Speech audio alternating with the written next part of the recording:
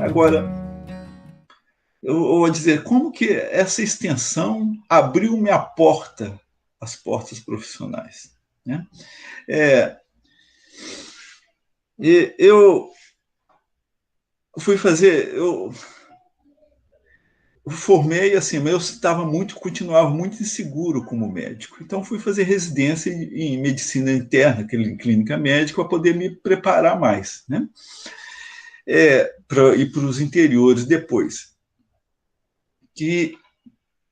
E aí, era o Hospital das Clínicas da UFMG, eram 150 residentes, e eu vi uma coisa de opressão muito grande na residência. Porque hoje o residente médico ele tem salário, uma bolsa alta, ele tem cargos horários, a gente não tinha, a gente ganhava menos que cerca de metade do salário, a gente tinha uma carga horária de trabalho horrível, não sei o quê. E então eu vi aquela situação, aí eu comecei, aquilo que eu aprendi no trabalho comunitário, eu comecei a aplicar nos estudantes, fazer um muralzinho, fazer reunião. E aí foi que nascendo o movimento dos médicos residentes aqui de Minas Gerais. A Associação Mineira de Médicos Residentes começa no Hospital das Clínicas da UFMG e, e, houve alguns encontros nacionais e eu comecei a ficar conhecido nacionalmente por conta dessas coisas, né? E aí terminei a residência, eu vou para o Nordeste. Eu tinha começado a namorar uma nutricionista do Hospital das Clínicas, e ela falou assim, eu quero ir com você. Eu não imaginava, porque ela era filha de um coronel do Exército, um coronel da Aeronáutica, o pai dela era um capitão do Exército, reformado. Eu não tinha nenhuma perspectiva de que eu achava que ela ia, mas ela gostou desse negócio e resolveu ir. Mas ela só exigiu uma condição para mim, que seja para o Nordeste. Então, aí eu era ligado a um teólogo da libertação, padre Libano, e ele fez uma carta a vários bispos, que naquele tempo a gente não chegava nos cantos assim, de mão abanando, porque você podia ser da polícia, né? Então, com a carta do Libano, eu abri as portas para mim. E eu vim aqui para Paraíba, encontrei um bispo aqui, gostou de mim, ficou. O que um médico que está disposto a fazer trabalho nesse sentido? E ele me apresentou uma estudante de medicina, Glaucia, que fazia trabalho de extensão, mas nessa extensão, assim, sem nenhuma formalidade, ela formava agentes de saúde para as pastorais, né? E essa estudante me apresenta um professor que tinha chegado com muito prestígio, né? E ele me conhecia pelo movimento de residentes e pelas reuniões do movimento sanitário. Ele me pega. Naquele tempo, as universidades federais no Nordeste estavam crescendo, não tinha concurso. Eles faziam um exame de currículo e, se a pessoa tinha prestígio, ele contratava as pessoas que queriam. Então, eu fui contratado por isso. Eu nunca pensei em ser professor. O professor entrou na minha vida como um caminho de militância, né? E aí eu virei o SUS, ele já começava algumas experiências no Nordeste, começou o PIAS, Programa de Interiorização de Ações de Saúde e Saneamento, criando unidades de saúde básica nos interiores, nas pequenas cidades. O movimento sanitário sabia que não podia enfrentar nas grandes cidades, que o poder da máfia médica, dos hospitais, era muito grande. Então, começou pelos pequenos municípios. E eu vim ajudar a implantação, e aí a universidade queria criar um estágio que os estudantes fossem participar dessa experiência. E pela minha experiência anterior, né, eu fui contratado para ajudar nesse processo. Eu fui para o interior, né? E aí foi a minha grande escola de educação popular, porque aí eu entrei numa diocese que tinha grandes educadores. Isso é uma marca da educação popular no tempo da ditadura, assim, a ditadura, ela reprimiu os sindicatos, as estruturas, as universidades, mas a igreja, ela não conseguiu acabar. A igreja virou sendo guarda-chuva que acolheu, inclusive, muitos ateus. Né? Aqui na Diocese da Paraíba, tinha muitos ateus trabalhando e contribuindo muito. O primeiro Centro de Defesa de Direitos Humanos do Brasil era coordenado por um ateu que é um centro da Diocese. Né? Então, ele foi uma grande escola. Né? Mas só que eu tinha que ter uma vida dupla. Eu trabalhava junto à Secretaria de Saúde, acolhendo os estudantes, fazendo a ponte, e fazia ao mesmo tempo com o Centro de Defesa de Direitos Humanos da Diocese, mas ninguém podia saber desse campo. Mas aí, e é engraçado porque era uma prática que era considerada subversiva no Centro de Defesa. Várias vezes o pessoal passava, dava tiro na sede, né? Mas o que era a nossa subversão? Nós lutávamos com a lei criada pela própria ditadura, o Estatuto da Terra, que dava direito aos trabalhadores que tinham posse, arrendatários, não podiam ser expulsos assim.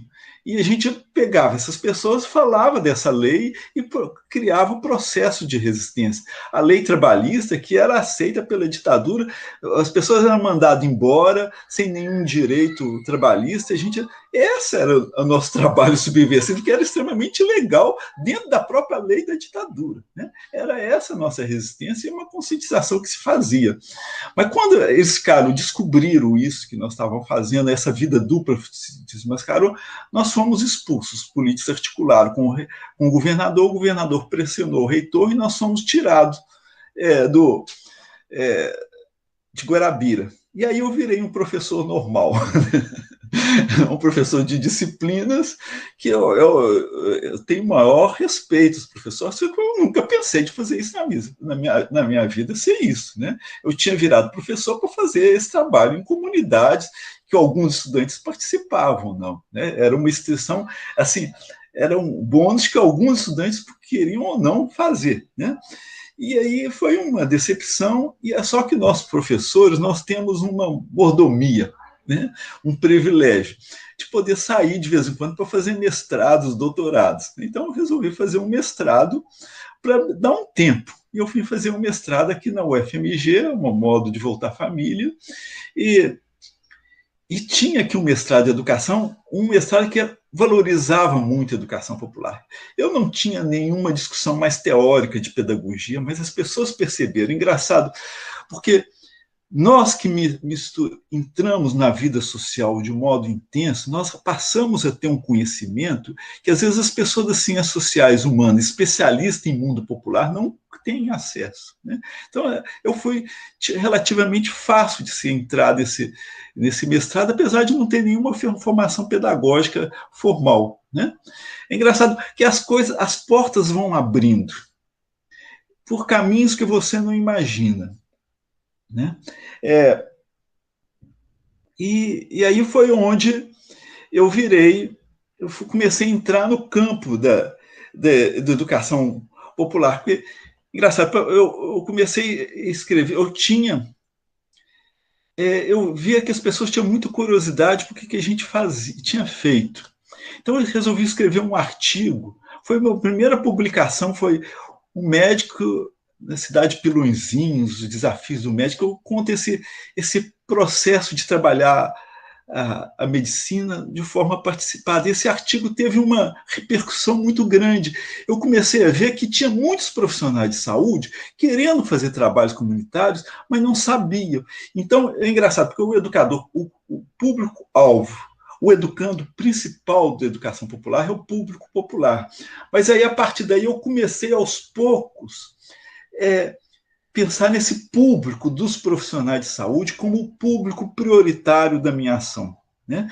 E quando eu começo a descobrir, aí minha dissertação de mestrado foi o livro A Medicina o Pobre, que é engraçado, porque eu tinha feito uma pesquisa formal, não sei o quê, mas quando eu escrevi esse artigo e deu repercussão, eu falei, eu vou escrever um livro, né, junto com a tese dissertação de mestrado sobre essa experiência de forma mais alargada. Aí o professor falou, mas por que isso não vira sua dissertação? Né? Então foi o primeiro livro que eu fiz, A Medicina e o Pobre, que conta um pouco essa experiência de 78 a 82 no interior. Né? E aí eu viro, aparece o Eimar intelectual, que eu nunca pensei, é engraçado, porque eu tinha a vocação de ser de pesquisador, mas não pesquisador nesse sentido que eu virei. Né? As coisas foram acontecendo e muito pela extensão. Né? Então eu descobri que aquilo que a gente fazia, que várias pessoas do Brasil faziam, já existia um movimento popular de saúde, a gente viu que essa experiência que eu tinha lá na Paraíba era apenas mais uma das experiências que corria no Brasil. A minha experiência nem era mais avançada, tinham experiências muito mais avançadas acontecendo, mas só que as pessoas vivem num sufoco muito grande da prática e não tem tempo, como nós, professores universitários, temos para poder sentar, ter essas pausas reflexivas. E eu vi que atrás desse jeito de fazer tinha um corpo teórico muito estruturado, a educação popular. A gente um corpo teórico e metodológico. É um corpo teórico que tem uma leitura da realidade, fala que é uma realidade marcada pela opressão, que isso entra em todas as práticas educativas, tem que ser considerado, da desigualdade. Se a gente não considera as práticas, não vão para frente na maior parte das políticas sociais. Né? Tem uma intencionalidade, nós não queremos apenas alfabetizar, não queremos até melhorar os indicadores de saúde, nós queremos construir uma sociedade mais solidária em que os protagonistas não sejam uma vanguarda iluminada, mas que sejam os que hoje são subalternos se tornem protagonistas desse processo. Eu vi que tinha uma metodologia bem estruturada, né? Uma metodologia que todas as pessoas, mesmo os mais subalternos, mesmo as pessoas mais acabadas, têm uma busca de ser mais. E nessa busca de ser mais, eles constroem saberes e iniciativas. E o processo educativo só ganha força se o educador percebe por onde passa essa busca de ser mais, quais são esses saberes, valoriza isso e se coloca a serviço disso. Não é os conteúdos que ele acha prioritário, mas ele se coloca a serviço dessa busca de ser mais. Essa é a chave da metodologia da educação popular. Né? E ela tem uma epistemologia, essa palavra é complexa, né? Epistemologia é a ciência da ciência, a filosofia da ciência. O processo de conhecimento é um processo de ação, reflexão, em que não é só saberes acadêmicos, mas esse processo meio dialogado que inclui saberes populares, e esses saberes populares, então, é algo que está além da interdisciplinaridade, né?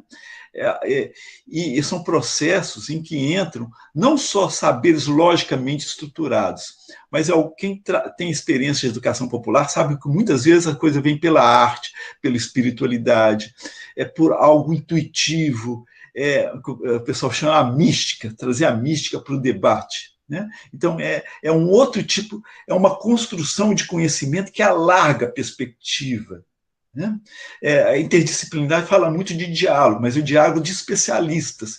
E, no máximo, a gente ouve as pessoas para saber melhor o contexto. Não, é um diálogo que a gente parte do pressuposto que nosso saber é limitado, que nós não sabemos. Não é um diálogo esperto, que a gente vai para ouvir, para saber a melhor maneira de falar e doutrinar as pessoas. Não.